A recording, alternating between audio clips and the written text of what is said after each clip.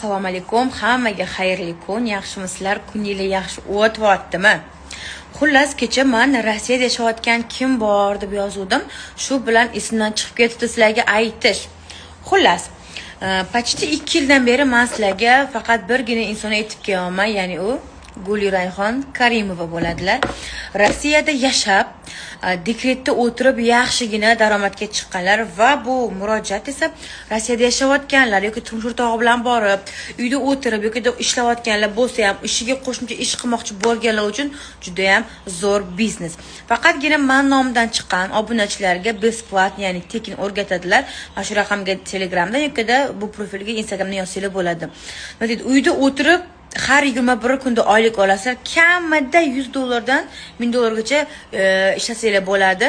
To'liq ma'lumot mana shu profilda. Faqatgina bu e'lon Rossiyada yashaydigan opa-singillarimiz uchun. O'g'il bolalar ham